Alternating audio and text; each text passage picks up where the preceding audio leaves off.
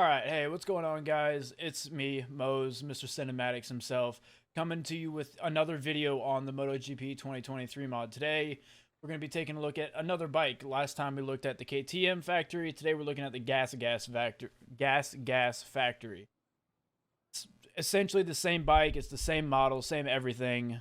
The only difference is what looks to me like the livery, and the bike feels a little bit better when you're braking deep into a corner and you start to tip in. It doesn't, the front end feels like it can hold it a lot more. That could also be because I've got the setup maybe a little bit different, although they're the exact same. I copied the setup from the KTM to the GasGas, so I don't know why it would be different, but maybe there's something internally with the way the bike works in the chassis. This bike is stunningly beautiful. You can probably tell now that that red just radiates and shines so incredibly heavy. It is an incredibly well designed bike. I don't know if you can see it in the B-roll or not, but even down to the screws on the exhaust, they're colored blue. They've been blued from the heat of, presumably the heat from the exhaust. It is, the attention to detail on this thing is stunning. It sounds phenomenal. Again, as always, it sounds just like the KTM, to be honest, to me. It rides really well. I've done a couple laps around here on Jerez, and it just feels a lot better. If I were to choose right now between the two of them, I would definitely say that the GasGas is my favorite, simply because it feels more stable, I guess you can say. More like it really wants to be ridden hard. The KTM felt pretty brutal. The way I can liken this one, the GasGas, is kind of like, I guess, the Kawasaki from the Superbike 1.0 mod. That bike to me was really smooth. Feels like you're riding on glass, and it responds really well. That is the GasGas. The KTM to me was the Ducati. There's a very fine margin you have to ride that bike in, and you can tell it when you get on it. You can really feel it. It really does feel like if you're outside of that margin, it's not being ridden really well. This one's a little bit more forgiving. There's not that fine margin. You can ride it a little bit harder. And overall, it's a much more enjoyable experience. Not to say the KTM wasn't enjoyable. It was a ton of fun. But as you saw, I did eat shit a lot. And I know Mugello pretty well. Not as good as I know Jerez, but I still know Mugello pretty well. I've got a couple hundred laps Mugello compared to a couple thousand here on Jerez. But that's no biggie. But let's go ahead and hop out on track. Let's cut the chit chat. Let's go ahead and see how this bike feels. I'll show you all around the track. Like I said, we're at Jerez today, and let's just have some fun, guys. We're always here to have fun. So setup wise, I've gone for a pretty hard front end, pretty soft rear end. My reasoning behind that is that's just what I know from the Superbike mod. That's how I have my Ducati set up. It's actually how I set up all my bikes, is with a hard front end and a soft rear end. Don't know why, couldn't tell you why. Just what works best for me. Gearing, where I haven't really changed the gearing for this track. Oh my god. Start the funny music. Go start the funny music from last video. You know what I mean? One of these videos where it's just a crash compilation. Nah. Gearing though, I haven't changed the gearing at all. It's stock gearing. No, I think I dropped one tooth in the rear, or sorry, in the front, to give me a little bit more acceleration out of the corners. I might end up dropping it a little bit more, just because it doesn't seem like I'm getting to tack out the bike in 6th gear down the back straight, but that's neither here nor there. We're just goofing off testing. As you can see, this bike, it really likes to slide the ass in coming into corners, and now that could be the way that I ride, my riding style. That was right there was because of engine brake. My engine brake was too much for the bike to handle. But this bike really likes to have the back end be uncomfortable, and I'm okay with that coming from the Ducati, where that bike, Jesus Christ, I just slid the rear end all the way through that corner. Coming from the Ducati, where it's just constantly unstable and it never really is a planted bike, I'm perfectly okay with that. I'm comfortable with the bike being uncomfortable. That really doesn't bother me. The front end, though, it's planted. You can brake hard and deep into corners. Like, I'm at max braking right now, and the bike is perfectly fine. Handling it just fine. But here we go. We're on our first flyer. I'm going to brake right about here. Hit the bike in below the apex, as always. I don't know what an apex is. You could show me a map to an apex. I won't be able to find that thing. I'll hit it 100 miles off. Flick it over, go ahead and click up to third, roll off, and just be gentle on the throttle. Now hammer it. Now we want to get the bike flicked over early here, because if we do, it gives us a better drive into this corner. We can brake later, deeper, and harder. That's not a sexual innuendo. Coming onto the back straight here, just clicking up through the gears, screaming up in the speed. Brake right about here. Below this apex as always. Let off the brakes a little bit and eat shit and die, as they would say.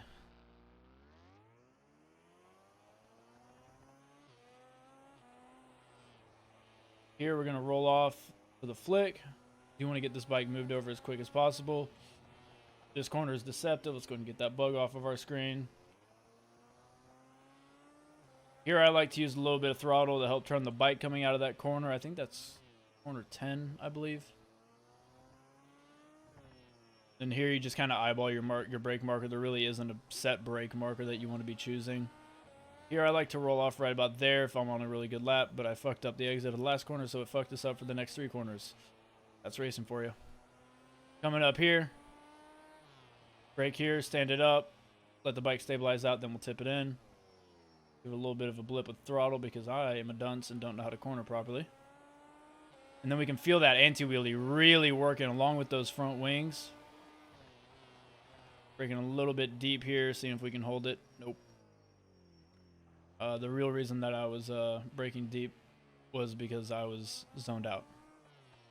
More focused on talking than on the track. No biggie though. We saved it. No crashing.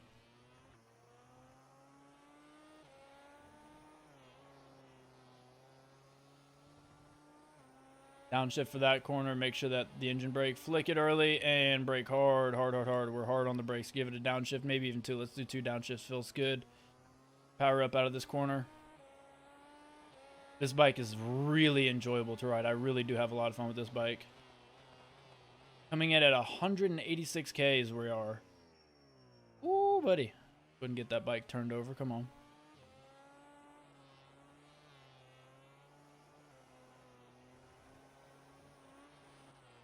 Ooh, pop up that front end.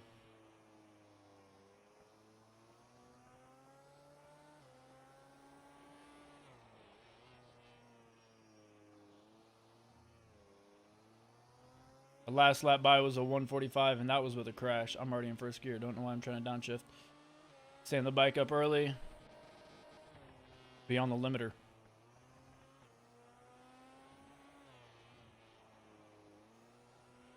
Below that apex. No biggie. Throw the bug off of our screen. Bring it around late for a late apex. That way you get a really good, nice straight drive out of the corner.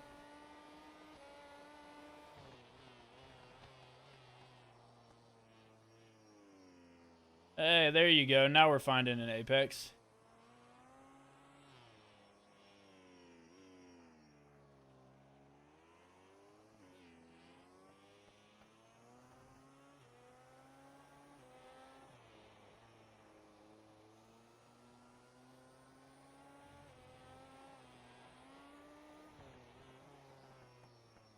Yeah, I think we're definitely going to want to do a double downshift there. We're running the 340 millimeter carbon high mass brakes for this track. I don't know why. I couldn't tell you why. There's just something about them that feels good. Speaking about feeling good, this gearbox is feeling incredible.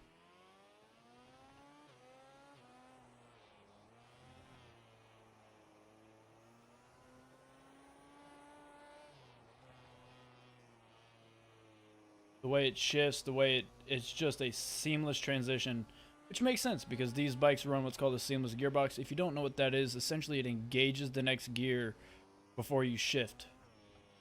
How? I don't know. You'll have to go talk to the MotoGP dudes that have designed these gearboxes. You can also find them in F1 cars. Ooh, tipped in a little bit early there.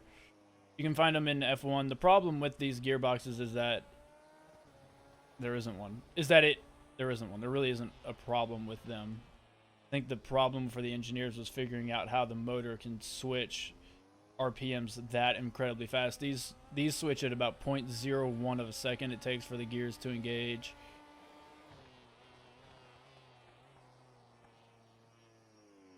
So I think for the MotoGP techs, it was very difficult. So we're down to a 41 right now, as we forget to shift.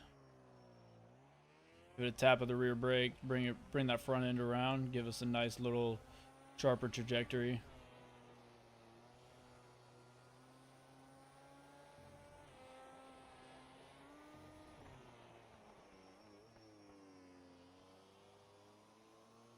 Taking her out a little bit wide, but it's no big deal. We'll bring it back around and have a good exit.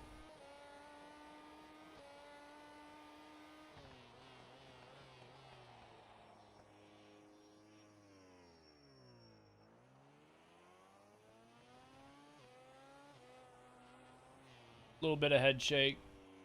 Nothing we can't fight against. It's going to mess up our exit on that corner, though, but it's no big deal. We're going to have a really good entry. I lied. We're going to have a decent entry. Maybe even subpar.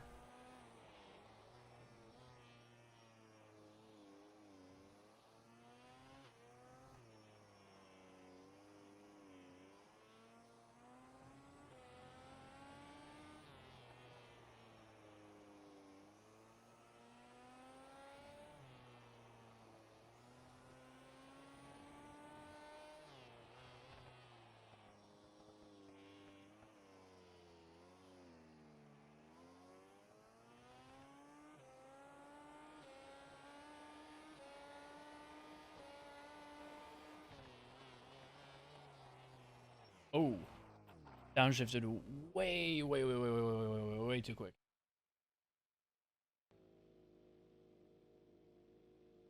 So far, though, I really am enjoying this bike a lot more than I do the KTM, the factory KTM. Like I said, this bike just feels a lot more stable. And maybe it's because I'm on a different track, a track that I know better, a track that I understand and know where to go and the flow of how it goes. But overall, I do enjoy this bike more. It's softer. The chassis feels a lot less stiff. And if you like a bike that doesn't feel... I mean, it's a little lackadaisical to turn into corners at sometimes. That could also be because of my setup. Like I can't lift the rear on this thing. It is impossible for me to lift the rear. No matter what you do, you can't lift the rear. You can slide it. You can slide it all day, coming in and out of corners, but you can't lift it. And in a scary manner. You can lift it, but it's not scary. What if I do first gear here?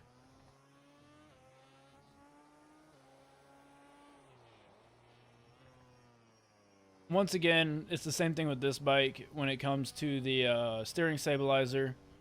It seems like the higher the number, the stiffer it gets. Oh. Got spicy there. I like that. But it seems that the higher the number you go, the stiffer it is. Which means that this is, again, the opposite of the Superbike 1.0 mod where the lower number you go, the stiffer it is.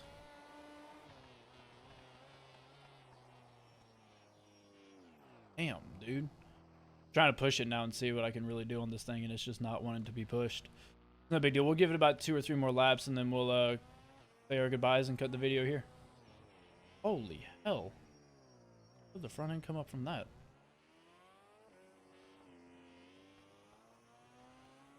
Hopefully this time I won't render an extra 30 minutes of footage. Or excuse me, an extra 15 minutes. Alrighty. Alrighty then.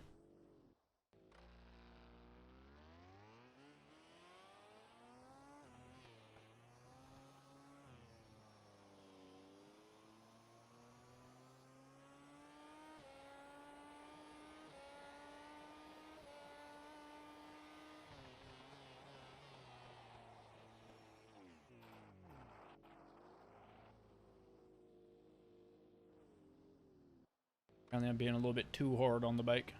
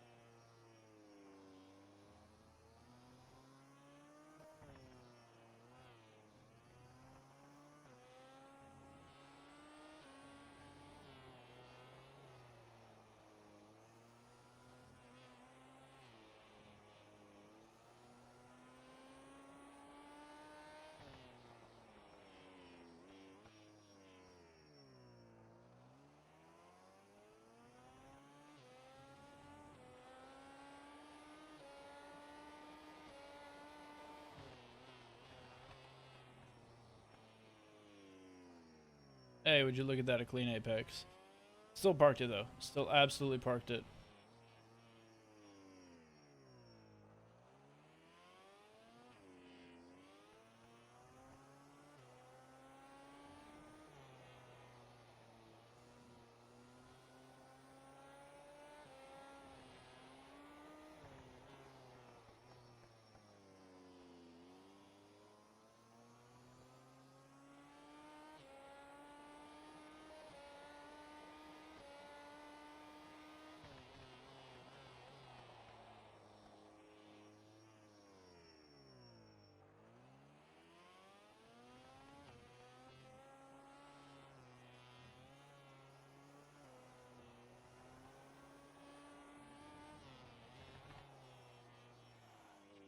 Damn.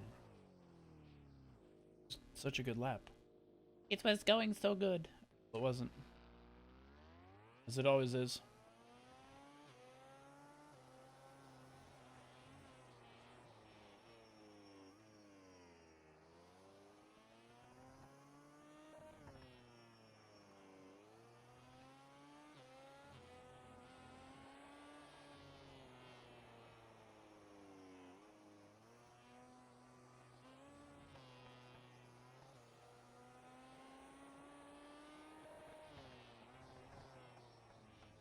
Long lap penalty.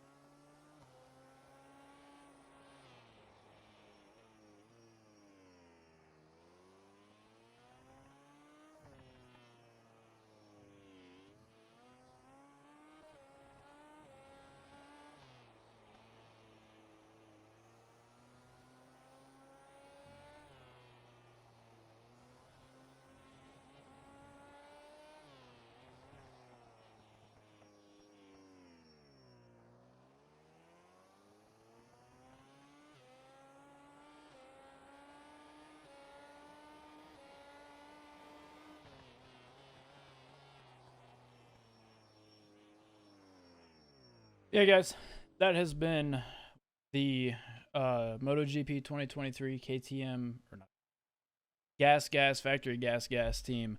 Hope you guys liked the video. If you did like the video, make sure to like, comment, and subscribe, and I'll see y'all in the next video. Adios.